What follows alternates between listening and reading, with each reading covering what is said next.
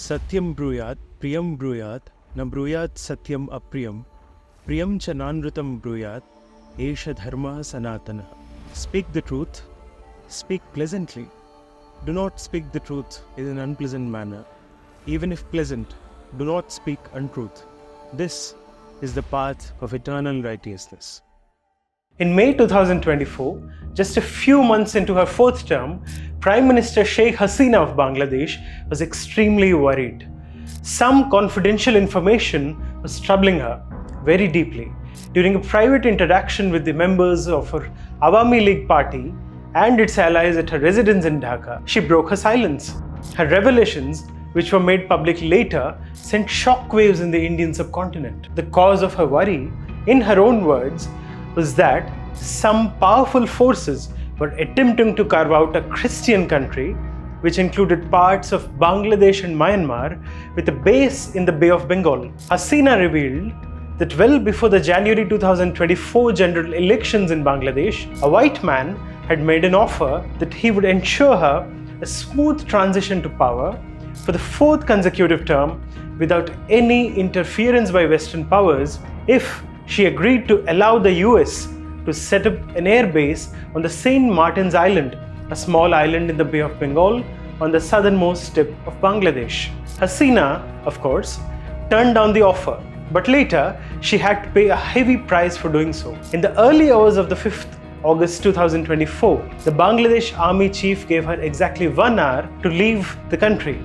Unlike her father, Sheikh Mujibur Rahman, who was rewarded with a brutal assassination by his own people for leading his country to independence, Hasina could luckily escape Bangladesh in time to save her life as well as her sister Rehana's. Mobs looted her residence immediately after she left and took everything they could lay their hands on, from chairs to pet animals to even undergarments.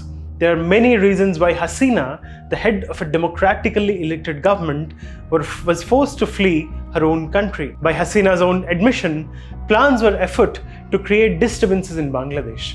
But the development was not exactly a surprise. Certain global forces were not happy with Hasina at the helm of affairs or with the rapid rise of Bangladesh. It is no secret that Muhammad Yunus, the man who was parachuted into Bangladesh after Hasina fled, is a blue-eyed boy of the United States. Former President Barack Hussein Obama feted Yunus with the Presidential Medal of Freedom in 2009, and Yunus was close to the Clintons as well.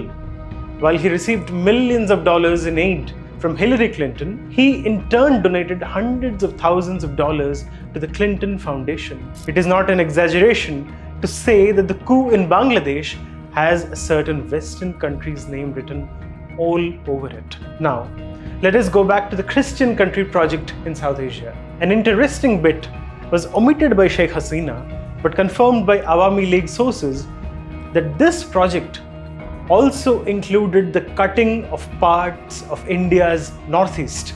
Yes, plans are afoot to tear India apart. And what Sheikh Hasina said also has direct connections to the unrest in India's northeast, especially to the unrest in Manipur. On 1st September 2024, at around 2:30 p.m., Kuki insurgents launched a heavy gun and bomb attack on the Maitai-dominated Kutruk and Kadangband villages in Imphal West district of Manipur.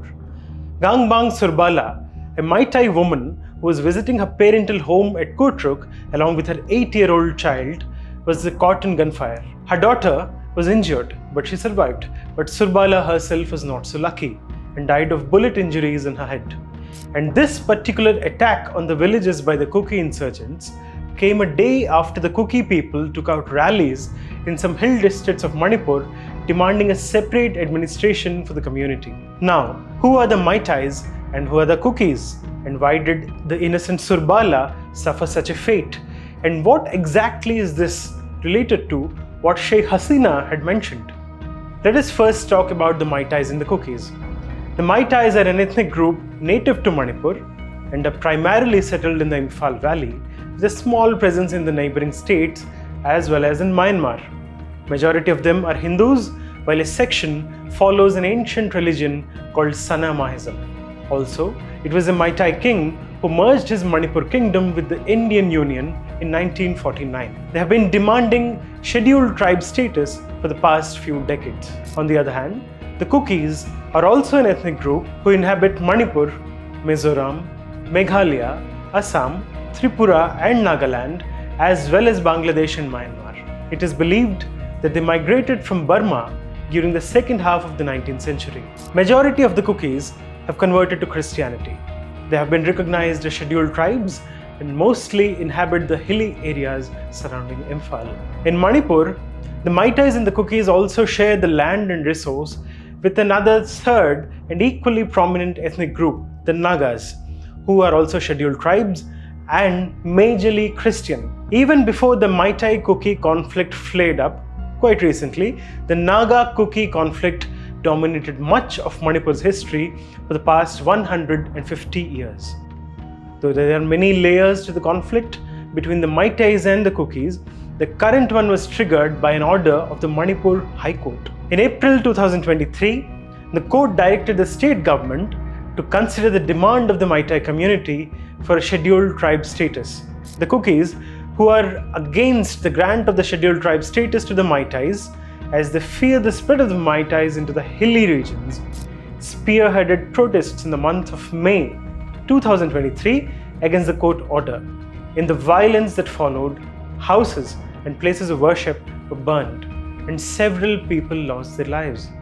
Ordinary members of both the communities, as well as the insurgents, were involved in the violence. It is a cause of great concern for the whole nation that these insurgents and insurgencies are getting stronger by the day. The use of drones by the Kuki insurgents to drop bombs on the villagers of Kutruk and Karangband in September even surprised the Indian army. Now, let us find out why and how these insurgencies have grown in the Northeast. Speaking of the Northeast, we are reminded mostly of two things. One is the nature of hills, of lush jungles and rivers and streams, and the other is the unique cultures of the various tribes that inhabit the region. There would be very few of us who have not heard of either the root bridges of Meghalaya or the Hornbill Festival of Nagaland. But there is also a third and troubling aspect of the region that has dominated the news for a long time. Unrest. Yes, unrest fueled by demands of autonomy and independence by various tribes and their peoples, and insurgencies aiding these demands. There are several insurgency groups operating in the Northeast today, each with different goals. There is PRIPAK, the People's Revolutionary Party of Kanglepak, an armed insurgent group in Manipur demanding a separate state and independent homeland. The Kuki National Army, with one wing in India and another in Myanmar, with the goal of a separate state administered by the Kuki people in India and Myanmar. The United Liberation Front of Assam, ULFA as we know it, an armed militant organization operating in Assam with the goal of establishing an independent sovereign nation state of Assam. The National Liberation Front of Tripura, an LFT, a Christian nationalist militant organization based in Tripura, and the National Socialist Council of Nagaland, an SCN, a Naga militant separatist group whose main goal is to establish a sovereign state called Nagaland, consisting of parts of India and Myanmar. And amongst all the insurgencies in India's northeast, the Naga insurgency is widely accepted to be the oldest. The insurgency poses a serious threat to the unity, sovereignty, and integrity of India, and its seeds were planted among the Nagas by the British colonialists and their sidekicks, the Christian missionaries. In the early hours of 27th May 2018, miscreants vandalized and partly demolished the Naga club situated in the heart of Nagaland's capital, Kohima. The NSCNIM, the largest and most influential of Naga insurgent groups, called the vandalism an insult to the identity of Naga freedom movement. And the reasons for the sharp reactions by various Naga groups, including the insurgents, lie in the fact that the origins of Naga separatism lie in the formation of the Naga Club in 1918. In 1929, members of the Naga Club submitted a memorandum to the Simon Commission in Kohima and requested it to exclude them from the reformed scheme of India and asked it to leave the Nagas alone. This very Naga club metamorphosed into the Naga Hills District Tribal Council in 1945 and later into the Naga National Council in 1946. On 14th August 1947, a day before India attained independence, the Naga National Council declared independence from the British rule. The NNC even conducted a plebiscite in 1951 and claimed that 99% of the Nagas voted for independence from India. Also central to the story of Naga separatism is a very colorful and controversial figure, Angami Zapo Phizo. Zapo Phizo led an eventful life. He collaborated with the Japanese in Burma, declared independence of the Nagas from the British in 1947, and formed the People's Sovereign Republic of Free Nagaland in 1954. In 1956, he got a fellow Naga nationalist T. Sakhri murdered, formed the Naga central government, and then escaped to East Pakistan, from where he fled to London on a Peruvian passport. His men even established links with the Chinese and the Pakistanis, who promised them to supply arms. But the Naga separatist movement weakened after Phizo's departure, and in 1975, a faction of the Naga National Council, including Phizo's brother Kevi Ali, signed a peace accord with the Government of India. NNC, Naga National Council, then gave rise to the Nationalist Socialist Council of Nagaland, NSCN, which split further later. Nagaland for Christ is the slogan of NSCN, revealing the intimate connection between Naga nationalism and Christianity. There is no doubt that Christianity gave a boost to the formation of a separate Naga identity, cutting across the lines of tribes and clans and sub-clans within the Nagas. The Nagas were a successful target of conversion by Christian missionaries, and the missionaries themselves aided the British in their adventures. For the British, conversion was very useful in preventing any rebellion against the rule by the tribes. And for the Christian missionaries, well, new customers. But sly as they were, the British used these newly minted Christians and pitted them against the nascent independent India, very much setting a precedent of Christian interference in the Northeast for the other superpowers of the world. The Naga insurgency is only a small part of the other insurgencies that exist in India's Northeast, which are also motivated and united by the Christianity factor. Now, this merits a question. How and why did so many tribes convert to Christianity in the first place? Of the 2.78 crore Christians counted in India in 2011, 78 lakh are in the Northeast. In the Northeast, 3 states are Christian majority and 2 more have a significant Christian population. And what is also significant is that these states also happen to be scheduled tribe majority states. According to the 2011 census, 87.93% of the total population of Nagaland is Christian. 87.16% of the total population of Mizoram is Christian. 74.59% of the total population of Meghalaya is Christian. 41.29% of the total population of Manipur is Christian. 30.26% of the total population of Arunachal Pradesh is also Christian. The story of the successful enterprise of the Christian missionaries in the Northeast has its roots in the 19th century when India was in the clutches of the East India Company. Initially, the East India Company prohibited evangelization among the colonies as it feared that it would hurt the sentiments of the locals and hence its commerce. But the Charter Act of 1813, also known as the East India Company Act of 1813, which was the United Kingdom Parliament Act that renewed the charter of the British East India Company, allowed missionaries to come to India and proselytize. With the ground for conversion now fertile, missionaries from the United Kingdom and later the United States and the other parts of Europe started pouring into India. Also, for the missionaries who were already in India and could not proselytize, the Charter Act was a moment of jubilation. For example, for the British missionaries William Carey and John Thomas, who arrived in Calcutta and conducted their activities in the guise of indigo merchants. The gates of India were finally opened. The Assam Valley and the surrounding hills came under the control of the company after a war with Burma in 1826. With the valley now open, British traders and cultivators turned their attention towards tea. Yes, and what prevented them from expanding the tea plantations? The natives, of course.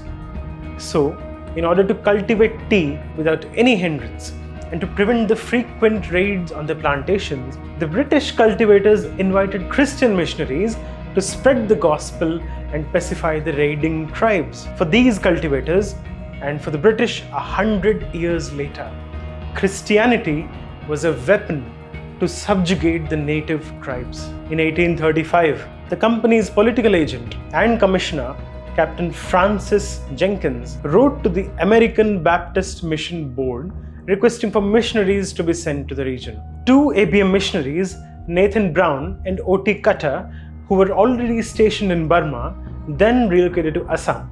In 1839, when the American missionary Miles Bronson reached out to the Nagas, one of the Naga chiefs asked him, "Who wants a religion from a foreigner?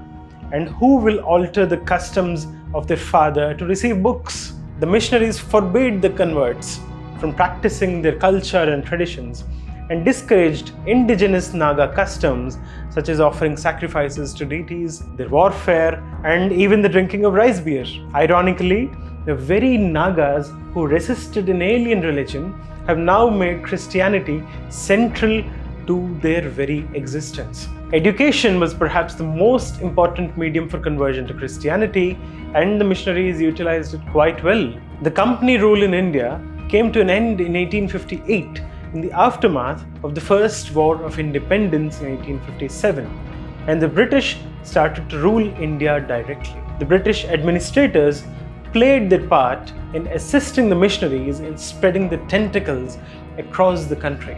In 1901, the total number of Christians in Meghalaya was just 20,967, about just 6.16% of the total population of the state. But by 2011, the number jumped to 22 lakhs, or 74.59% of the total population of Meghalaya. How did this almost total demographic change take place? The answer lies, of course, with the British. Sometime in the second half of the 19th century, the British administrators handed over the entire budget and responsibility for running school education in Meghalaya to the church, and the effect was wholesale conversions. While during the company rule, conversion was a tool which was enabled by the colonialists to safeguard capitalist interests, the same underwent a slight tweaking during the British Raj. Conversion still remained a tool, but it was enabled by the colonial administrators to maintain their hold over territory and prevent any rebellions by the natives. The British administrators were elated at the progress of Christianity. For example, in 1921, the superintendent of the census of Assam described the progress made by Christianity as one of the most remarkable features of the decade of 1911-1921. Now, coming back to the Nagas, the assertion of their nationalism in the first half of the 20th century was partly fueled by the spread of Christianity among them. The church seemed to have played its part in encouraging and providing leadership for this assertion. A few decades ago, a fascinating personality, who was also the first foreigner to become an Indian citizen in 1954, had warned of the dire consequences of conversions for the future of independent India. Harry Verrier Holman Elwin was an anthropologist, ethnologist, and a tribal rights activist on whom India had a profound influence. The noted historian Ramachandra Guha even wrote an entire book on Elwin called Savaging the Civilized, where Elwin, his tribals, and India, along with the chapter on him in his recent book Rebels Against the Raj. Elwin was initially ordained a priest in the Church of England, and as Guha points out in his book, and very ironically, he was also thrown out of the church later. Elwin pointed out that the conversion enterprise was pouring in lakhs of rupees into India, not to mention the imported missionaries and the support of the British colonial government. And what exactly did Elwin warn us about? He said, and I quote, "At the present rate of progress, within a few years, the entire Aboriginal population will be converted. It will be turned into a querulous, anti-national, aggressive minority community with none of the old virtues and few of the new, which will be a thorn in the side of the future government of India." Well, looking at the insurgencies in the northeast, it is not an exaggeration to say that Elwin's prophecy has indeed come true. Ever since India attained independence from the British in 1947, many insurgency groups evolved in the country's northeast, as we have discussed, and many of these groups are also demanding autonomy or independence and have Christian convictions at the heart of their movements. But if the church, aided by the colonialists, was influential in supporting and spearheading these movements in the past, those very imperialists in the garb of superpowers, that very church and those very missionaries are also operating even today in various parts of India, although through a very different but very effective and convenient medium, the non-governmental organizations. In February 2017, 27 US lawmakers raised a certain issue with Prime Minister Shri Narendra Modi ji. It was unprecedented, and the US lawmakers across the political spectrum were agitated about something. Well, it was a non-governmental organization which spurred passions among the lawmakers. What is so special about this NGO anyway? And why did the US administration pursue its case at the highest level in India? Well, that's another story.